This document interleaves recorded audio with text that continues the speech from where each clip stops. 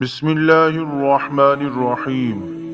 کتاب الایمان، صحیح مسلم، حدیث نمبر 35۔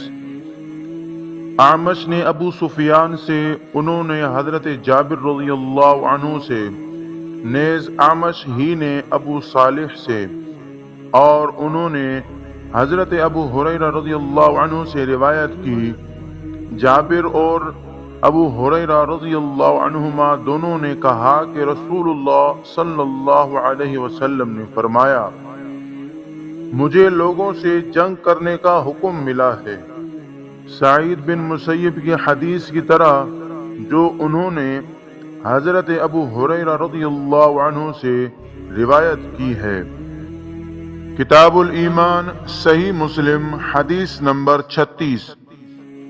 ابو زبیر نے حضرت جابر رضی اللہ عنہ سے روایت کی کہ رسول اللہ صلی اللہ علیہ وسلم نے فرمایا، مجھے حکم دیا گیا ہے کہ میں لوگوں سے لڑوں یہاں تک کہ وہ لا الہ الا اللہ کے قائل ہو جائیں۔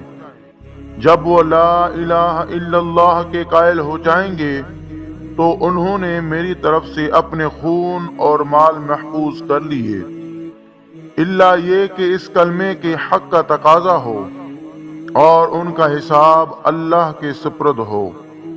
پھر آپ نے یہ آیت تلاوت فرمائی، آپ تو بس نصیحت کرنے والے ہیں، آپ ان پر زبردستی کرنے والے نہیں ہیں۔ کتاب الایمان، صحیح مسلم، حدیث نمبر 37۔ حضرت عبداللہ بن عمر رضی اللہ عنہما سے روایت ہے کہ رسول اللہ صلی اللہ علیہ وسلم نے فرمایا، مجھے حکم دیا گیا ہے کہ میں لوگوں سے جنگ کروں یہاں تک کہ وہ اس حقیقت کی شہادت دیں کہ اللہ کے سوا کوئی معبود نہیں اور محمد صلی اللہ علیہ وسلم اللہ کے رسول ہیں، اور نماز قائم کریں اور زکوٰۃ ادا کریں۔